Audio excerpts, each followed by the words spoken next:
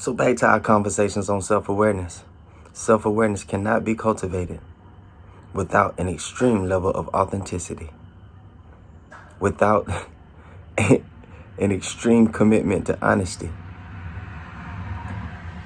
You have to be committed to knowing to the point that pretending, defending, deflecting, ignoring, evading, and all other running mechanisms of the mental processes can be avoided, because we lean on these alternate forms of thinking when we don't want to know. You have no idea how many times in your life you have not wanted to know, all the way up until this point that you've begun to seek out the truth of yourself, the truth of the universe, the truth of your creator, the truth of the collective that you are a part of. You haven't wanted to know. You didn't want to know your blind spots. That's why when somebody pointed one out, you defended yourself endlessly. You didn't want to know about your deficiencies and the things that you had gotten erroneous in your mind. You didn't want to know about the projections and the imaginations that you were childishly holding on to. That's why you shut down every time somebody tried to give you some information that was supposed to override or supersede your imagination. Like a child with his fingers in his ears. La, la, la, la, la, la, la, la, la. You did not want to hear. You did not want to know. You didn't want to grow. You wanted to stay right where you were. You wanted things the way you liked it. You wanted things the way that they were, even though you also were simultaneously explaining to people on the phone and in your presence in super emotional conversations about how much you wanted change and how you couldn't stand another day of the same. So which is it?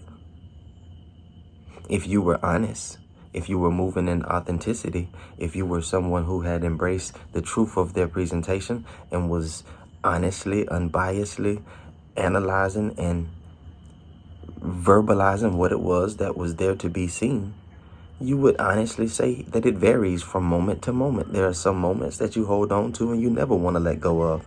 And there are some moments that you wish would just vanish. I don't understand how we can be having all of these conversations about attracting the things in our physical presentation based on the mental things that we give our attention to. And we constantly end up in conversations that we should be noticing that we are illicitly giving our attention to something that we do not want to experience in the physical once again. And we should be making adjustments and correcting ourselves and moving in a way that is more conducive to the outcomes that we want to see by positively giving our attention to only the things that are true, factual, loving, and above the low vibrating things, elements, and articles that we have given our attention to in the past. We have the past experiences that have shown us that giving our attention to such things leads to negative outcomes, and we should have grown through maturity and obedience by experience. There's just so many spaces where we have had the opportunity to bear witness to the insufficiency and inadequacy of our own way, approaching things blindly, telling ourselves that what we see should be handled by method A, B, and C, and it's going to lead to X, Y, and Z. And then when it doesn't, we just lie to ourselves all over again. Rinse and repeat inside of a process that benefits us none. You have to develop the authenticity to see this, acknowledge it, realize it, so that you can let this process go. You've been lying to yourself about what you've been doing on the inside of yourself. You've been lying to yourself about the conversations and where they lead you to. You've been lying to yourself about the inner dialogue and who is in control of it and who directs it and who determines where it goes. You lie to yourself in these conversations on the inside of yourself. Then you lie to yourself about the conversations that are going on the inside of yourself. And then you lie to other people about the conversations that you had on the inside of yourself when you tell them about the discrepancies in your presentation and the hardships that you are now stuck with, and give them the reason why. Because you do not go back and recite and recognize the detrimental conversations from the inside of you as the culprit for why you are where you are and why you're dealing with what you are constantly telling people that you don't want to deal with. So we're talking about moving with authenticity. Authenticity is living in alignment with your core values, your knowledge base, your desires, rather than conforming to the societal expectations or external pressures. It's about being real and genuine, allowing your inner self to be led. What does it even mean to live in alignment with your core beliefs, your core values, your core desires? Do you even know? No. All you know is what we used to know, what we all were taught, and that's what we were supposed to want. We were taught to want what we know. We only knew what we'd experienced. We only experienced what we were allowed, or allowed it, or could afford. You have no reason to listen to the people who are on the internet explaining to you what life is, because they don't have enough money to describe life. They are describing to you the dysfunction that they have called life. And it sounds familiar to yours and you can relate. But when somebody is talking truth, it sounds a little foreign, but it sounds familiar. It sounds right, even though it sounds pretty far away from what we've been calling life. What are your core values? Do you stand for anything? Or do you fall inside of the old ancient cliche that one who does not stand for something falls for anything? Are you in denial about the fact that you fall for anything? When there's a natural disaster, when there's a issue in the region that you live, are you glued to the TV? Are you on TikTok trying to find every video explaining to you what you should do and what you shouldn't do, and describing to you what the event is and is going to be before you even enter into it? Hey everybody, going into Hurricane Milton. By all means, you should be aware of what's going on around you. But the only thing that's going to happen around you is what's going on inside of you. If you're not inside of yourself, holding conversations with yourself about being unsettled, uprooted, losing everything, living in lack, then that's not what's coming your way. But if you give your attention to it, to the fact or to the point that you can feel what that would be like for you, now you are watering a plant in your garden that you do not want to see grow. And you know what it's going to do? Inevitably, it's going to grow. Even if the natural disaster doesn't lead to everybody in your neighborhood losing everything, if you hold the expectation of losing everything so strongly that you feel it as true for yourself as if it already has happened, one way or another, the universe is going to grant you what you have asked for. We ask for some silly things. We give our attention to some really, really ridiculous, unproductive, non-beneficial, unedifying things. Every one of your judgments is nothing more but a passing, fleeting thought that you got wrapped up in and you called to yourself, made your own, and began to live your life through. You should have just let it pass by. When your perspective identifies somebody else as in error, you should have just let it pass by the way you let it pass by when it was you in error. When people were trying to grab your attention and show you that you had made a mistake and you just wanted to sweep it under the rug or overlook it or omit it. You should have played the same game when it was somebody else. It would have benefited you more.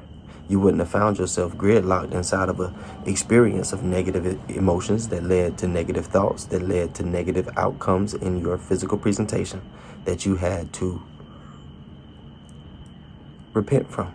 And by repent, I don't mean repentance in the sense of paying back a debt. I mean turning away from. I mean realizing that that's what you were inside of and realizing the detrimental effect that it was having on you and going the other way. The only other way than illusions is truth. Truth is said to set you free.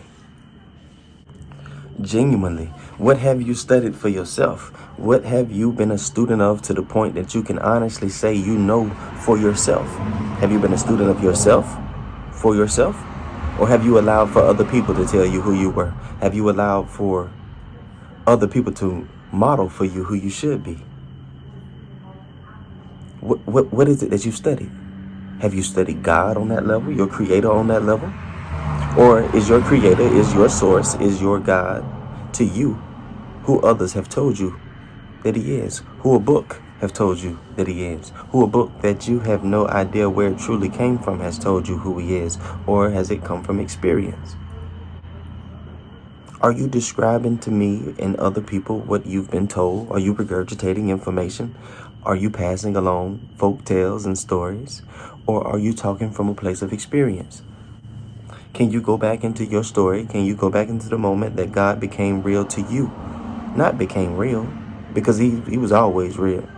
But I mean, can you take me back to that moment where you had nothing else, nobody else, and you realized that you were not alone? Because that's the God story that I want. Don't take me and tell me to turn in my Bible to Matthew chapter 7. I don't want to hear that. Not from you. I already know what the book say. But if you truly knew or truly believed or held as a core value that who the book said God is was true, you wouldn't even be in front of me having the conversation in the tone that you're having it in. You wouldn't be dealing with the struggles that you were dealing with in your own life. You wouldn't be following the model of society in so many other areas of your life. Tell me about what you know. Do you know anything for yourself? Have you studied anything for yourself? Your core desires. How do you know that they belong to you? If you haven't studied yourself to the point that you know yourself, then how do you know that your desires are not just something that you want because other people have told you that you should want it, told you should have it, or you have been under the impression by some societal impression that it is something that you are expected to have by a certain point in your life? Why? Why do you want the things that you want? Do you know? Or is this just another narrative that you tell yourself and tell others to comfort the fact that you don't know? So how do we begin to apply authenticity to our presentation? The first step is we stop pretending that we've been authentic up until this point. We stop arguing with the fact that we've been a buffet of other people's desires, other people's expectations, other people's opinions, assumptions. We stop avoiding the fact that we've allowed for fear to direct our life way more than faith. We stop ignoring the fact that we've been living by sight and not by knowledge. We stop ignoring the fact that we've been ignorant and misled, entertaining illusions, caught up in imaginations, running in circles, going nowhere.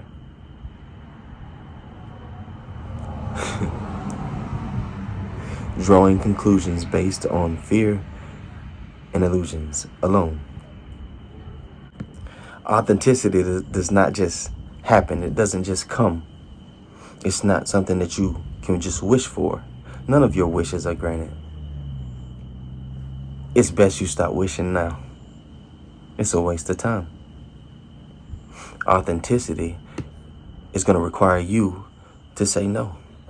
Authenticity is going to require for you to sit down, meditate, be still, get quiet. Learn so that you can actually begin to exercise what it is that you have seen from within, what it is that the Father has revealed to you, what it is that you have seen and heard God say. Because we know God is not on the other side of the clouds. We know that God is within. God is I am, and I am speaks clearly within us, through us, and to us. We just have to be willing to receive. We have to be knowledgeable to recognize the voice. We have to be submitted, and we have to be real enough to not convert the whispers into sweet nothings that lead us into more circles. If I asked you to identify what really matters to you right now, and I mean your life is on the line and you must respond within a short amount of time, you would tell me your family, your friends. If I asked you what really matters to you, you would tell me society. You would tell me global peace, homelessness. But if I were to follow you around for a month, would I see you consumed with the well-being of your family members and relatives?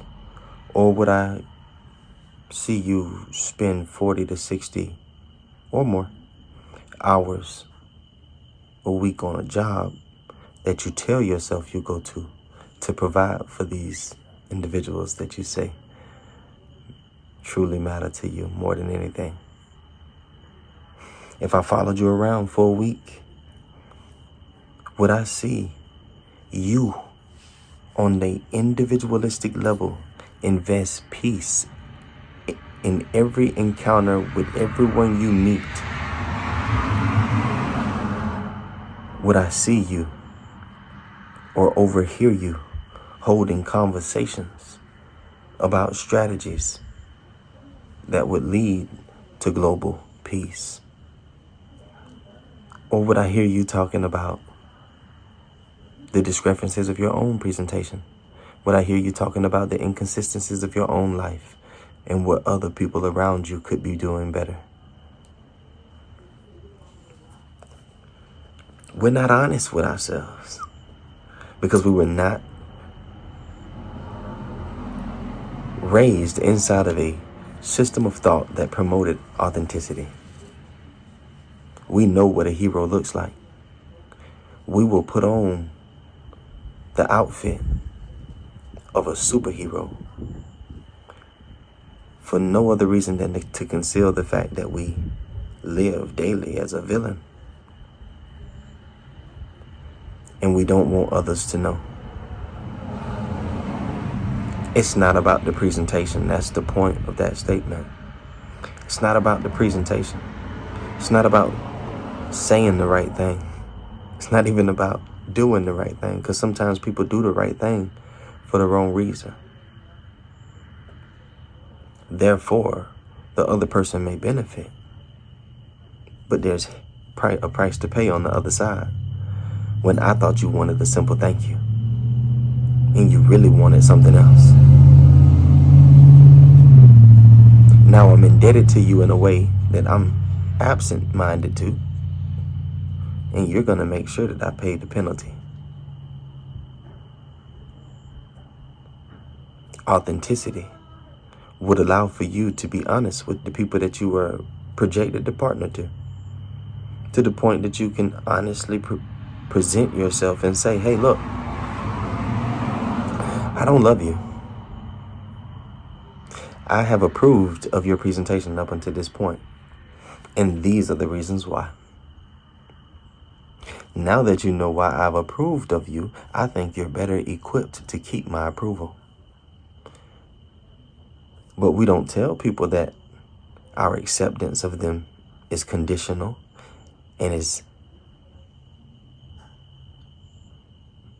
dependent upon them continuing to meet our requirements that we are silently holding them to. Therefore, they put their guard down and they begin to express themselves genuinely and freely in our presence while we play judge and critic. And as they choose to do things that don't coincide with our desires, we put our guard up. And we do this in silence. And often lie, blatantly lie about doing what we're doing. Well, what's wrong with you? Nothing. It just seemed like you've been off. I'm good. You sure? Yeah. I mean, why you keep asking me? You finna make me mad, asking me why I'm mad and ain't nothing wrong with me. Hey man, people can feel you. It's not even about seeing you. Again, we're so taught to pretend that you think when you're saying the right thing and you're hitting the right tones in the right keys, when you're striking on all cylinders, you're meeting your expectations, you're on point for your responsibilities and requirements, that people should just leave you alone. No, we can feel you. I'm sorry that you felt like all of those things were going to supersede the fact that your energy came in like a boulder. But you and I would have been better served had you not did any of those things that you projected that I would want you to do. And you just cleaned up your energy and came in love, in kindness, in peace. We could have partnered then. So any issue that you had when you came in the door, if you would have came in love and peace, we could have partnered and we could have found a solution collectively. Where there's two or more, their source is in our midst. We could have figured anything out. But you came in here with that weirdness. You came in here like a norm. But just because they come in like a norm shouldn't make you operate like a norm. Be the light at all times. Move in authenticity. If you're authentically happy, their sadness, their anger, their indifference, their disregard, their disrespect should not lead you to the point of leaving the state that you said you were in. Why would you do such a thing? Why would you let their bitterness cause you to no longer be a vessel of sweetness and kindness? That would be dumb. That would mean that you're a follower. That would mean that you don't have a mind of your own to make decisions for yourself. That would mean that you don't have core values that you genuinely stand on. That would mean that your desires are not what you follow. You are following the reactions of your emotions. And your emotions are, for one, not leaders. And two, they're not even real. They don't mean what you think they mean. They have no ideas, no thoughts. You project all of those thoughts onto yourself in the state of anger. Anger is a fixed state of mind. It does the same thing to all of us. It's a universal state of mind that any of us can enter and exit at will. Free will, remember? You can go where you want to go, remember? But you're a metaphysical being, remember? So this isn't about you being able to eat shrimp, chicken, steak, lobster. No, goofy. All doors are available for you. All avenues, all pathways, metaphysically. where you choose to go metaphysically determines where you land in the physical. Again.